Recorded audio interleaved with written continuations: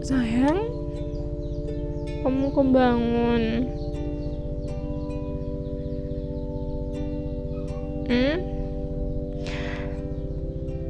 Mimpi jatuh. Sampai kaget gitu kamu. Aduh. Ini udah bobo lagi yuk.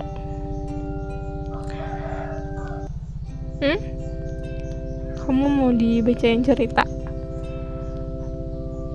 Aku ada sih satu. Yaudah, tutup cincin perdo. Mana kepalanya? Aku halusin ya. Jadi tuh udah terkenal sih ini dongengnya Ken Arok dan Ken Dedes. Di sebuah desa kecil bernama Pangkor, di bawah langit Jawa yang biru dan luas pada abad ke-13, hiduplah seorang pemuda bernama Ken Arok.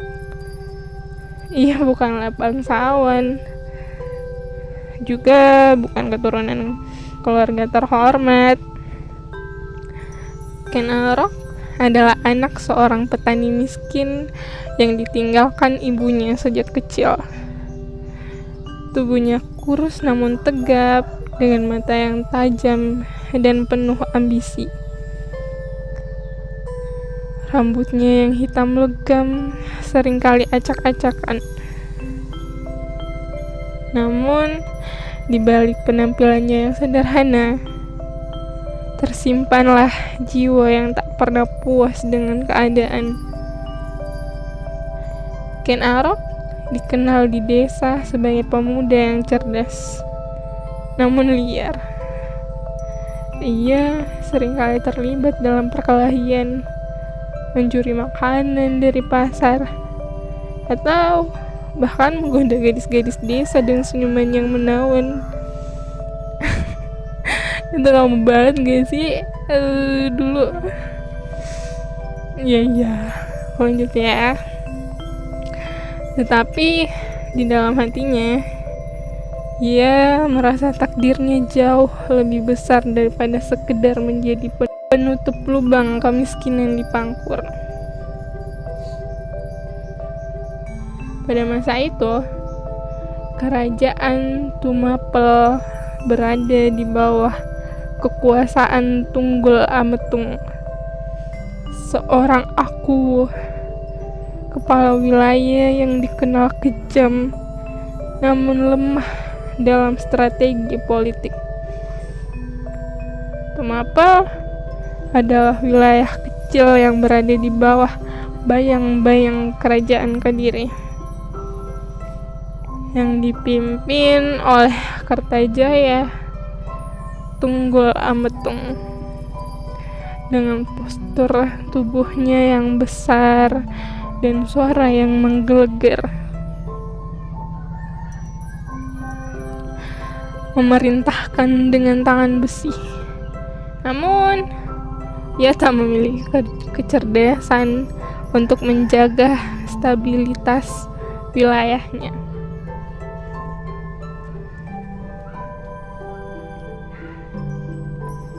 Rakyat Tumapel hidup dalam ketakutan, tetapi juga dalam harapan bahwa suatu hari seorang pemimpin sejati akan muncul untuk menggantikan tirani Tunggul Ametung. Di sisi lain, ada seorang wanita yang menjadi pusat perhatian di Tumapel. Ken Dedes, istri Tunggul Ametung. Ken Dedes adalah putri seorang pendeta Buddha bernama Empu Purwa.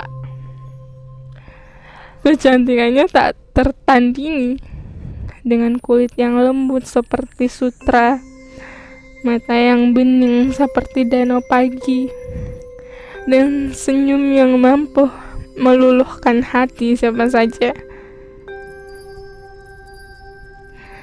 Namun, di balik wajahnya yang anggun, Ken Dedes memiliki jiwa yang kuat dan pikiran yang tajam. Ia bukan sekedar wanita biasa. Ia adalah simbol harapan bagi banyak orang.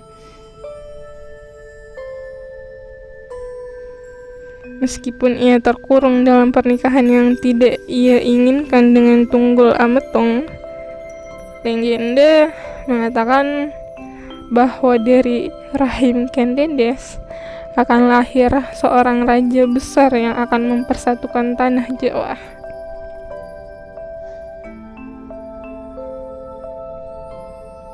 Ken Arok pertama kali mendengar tentang Ken Dedes daripada pedagang yang singgah di Pangkur.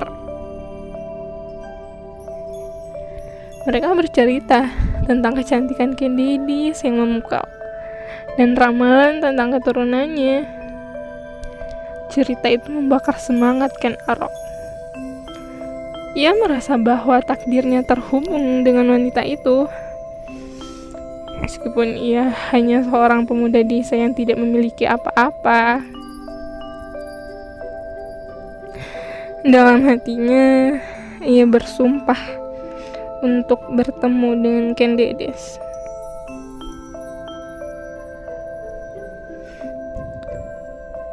Bukan hanya untuk melihat kecantikannya, tapi untuk membuktikan bahwa ia layak menjadi bagian dari takdir besar itu.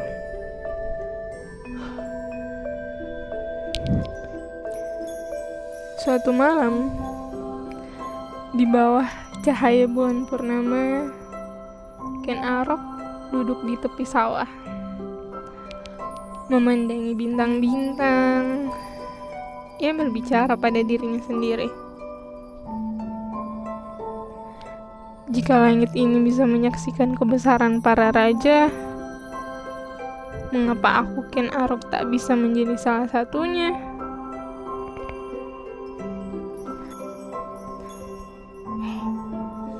Ia menggenggam tanah di tangannya.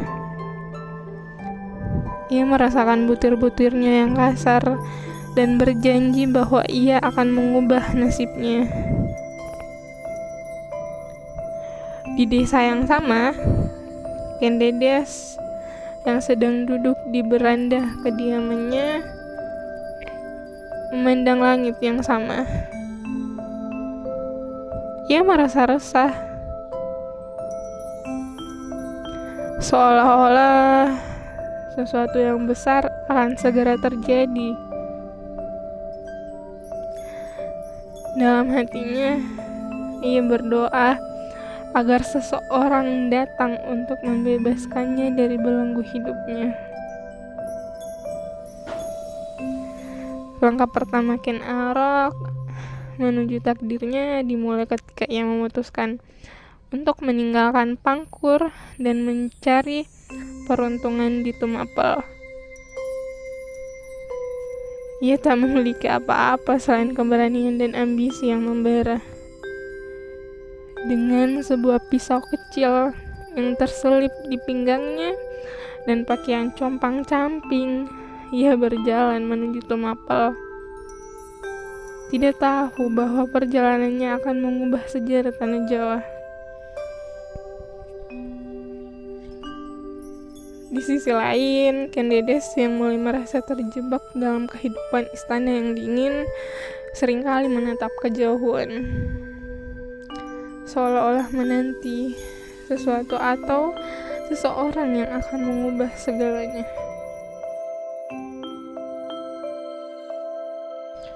Ken Arok tiba di Tumapel setelah beberapa hari perjalanan yang melelahkan. Tubuhnya penuh debu, tetapi matanya berkilat penuh semangat. Tumapel adalah kota kecil yang ramai, dengan pasar yang penuh sesak.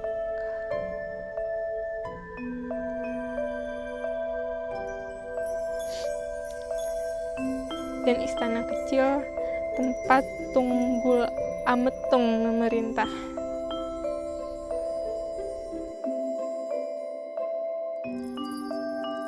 Ken Arok segera mencari cara untuk mendekati istana. Ia mendengar bahwa Tunggul Ametung sedang mencari pengawal baru, dan dengan keberanian yang khas, ia mendaftar.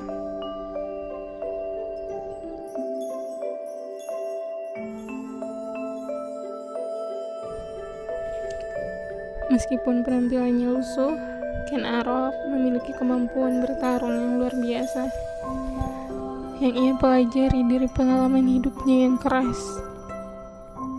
Dalam ujian untuk menjadi pengawal, ia mengalahkan beberapa lawan dengan gerakan yang cepat dan licik, membuat para penutur istana terkesan. "Siapa kau, anak muda?" tanya seorang komandan pengawal. Seorang pria tua dengan janggut putih bernama Bango Samparan. "Ken Arok dari Pangkur. Aku datang untuk mengabdi," jawab Ken Arok dengan suara tegas. Matanya tak pernah lepas dari pandangan komandan itu. Bango Samparan melihat sesuatu dalam diri Ken Arok, sesuatu yang berbahaya, juga menjanjikan. Ia akhirnya mengizinkan Ken Arok bergabung sebagai pengawal. Meskipun dengan pangkat rendah, Ken Arok kini memiliki akses ke istana, tempat ia berharap bisa melihat Ken Dedes. Hari-hari berlalu, dan Ken Arok menjalani tugasnya dengan penuh perhitungan. Ia selalu memperhatikan setiap detail di istana. Kebiasaan Tunggul Ametung, kelemahan para pengawal, dan tentu saja keberadaan Ken Dedes.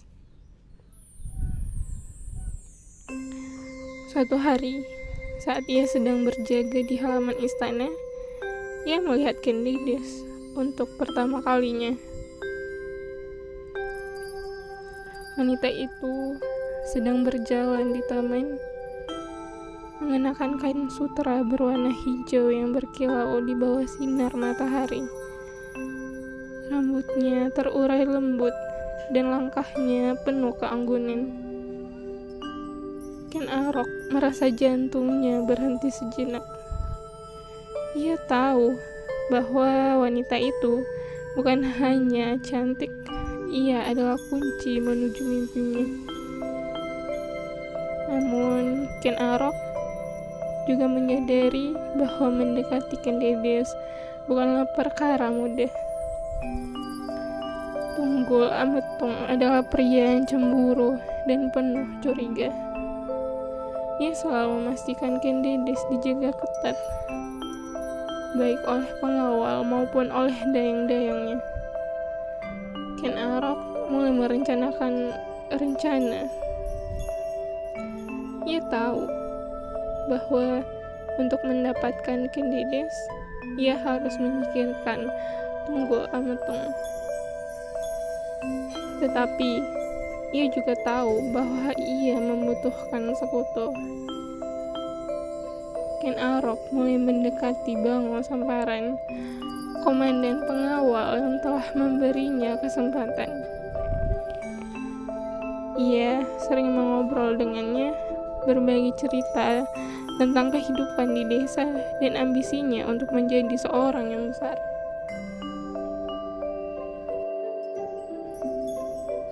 Bango Samparan yang mulai menyukai Ken Arok seringkali memberikan nasihat. "Kau punya nyali, anak muda. Tapi ingat, nyali tanpa akal hanya akan membawamu ke liang kubur," katanya suatu hari. Ken Arok hanya tersenyum. "Akal adalah senjataku. Tuan dan aku akan menggunakannya dengan baik. Tapi kau harus hati-hati Istana ini penuh ular. Imbuh bangau sambaran. Ken Arok tersenyum licik. Saya tahu, Tuan. Tapi ular pun bisa dijinakkan jika kau tahu caranya. Dengan kesabaran, Ken Arok juga mendekati beberapa pengawal yang merasa tidak dihargai oleh Tunggul Ametung. Ia memanfaatkan keluhan mereka, gaji kecil, tugas yang melelahkan, dan sikap arogan Tunggul Ametung untuk menanamkan benih pemberontakan. Kalian berjuang untuk Tumapel, tapi apa yang kalian dapat? Hanya cercaan dan perut lapar, katanya kepada sekelompok pengawal di barak. Perlahan, ia berhasil mengumpulkan sekelompok kecil pengawal yang bersedia mendukungnya. Meskipun mereka belum tahu rencana penuhnya. Selain itu, Ken Arok mendekati para pendeta dan tetua desa.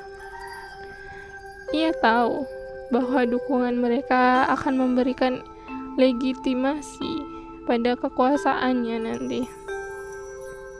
Ia seringkali mengunjungi wihara tempat ayah Ken Dedes, Empu Purwa, bertapa dengan rendah hati. Ia meminta nasihat spiritual sambil secara halus menyampaikan visinya tentang Tumapel yang kuat dan sejahtera. Para pendeta yang sudah lama tak puas dengan Tunggul Ametung mulai melihat Ken Arok sebagai harapan baru. Sementara itu, Ken Dedes mulai merasakan kehadiran Ken Arok.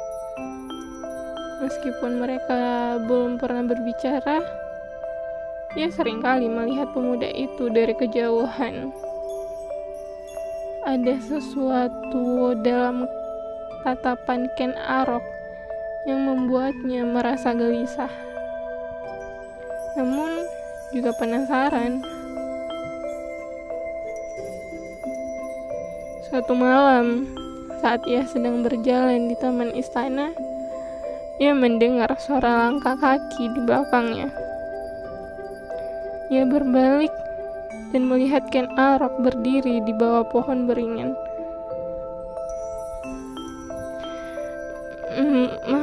Maaf Nyonya, saya tidak bermaksud mengganggu, kata Ken Arok dengan suara rendah namun penuh percaya diri. Saya hanya ingin memastikan Nyonya aman. Ken Dedes memandangnya dengan tajam. Kau pengawal baru, bukan? Apa namamu? Ken Arok, Nyonya, jawabnya menundukkan kepala. Namun, matanya tetap menatap Ken Dedes. Aku tak perlu pengawalan di taman ini, kata Ken Dedes. Namun, ada nada penasaran dalam suaranya.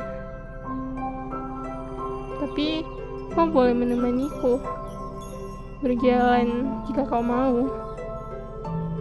Malam itu, mereka berjalan bersama untuk pertama kalinya. Ken Dedes terkejut oleh kecerdasan dan keberanian Ken Arok dalam berbicara. Ia menceritakan tentang mimpinya untuk melihat dunia yang lebih baik, tentang harapannya untuk rakyat Tumapel. Ken Dedes mendengarkan dengan seksama, dan untuk pertama kalinya ia merasa ada seseorang yang memahami jiwanya. Pertemuan-pertemuan kecil mereka berlanjut, selalu dalam rahasia. Ken Arok tahu bahwa setiap langkah yang ia ambil penuh resiko. Tetapi ia juga tahu bahwa Ken Dedes mulai mempercayainya. Di sisi lain, Ken Dedes merasa hatinya terbagi.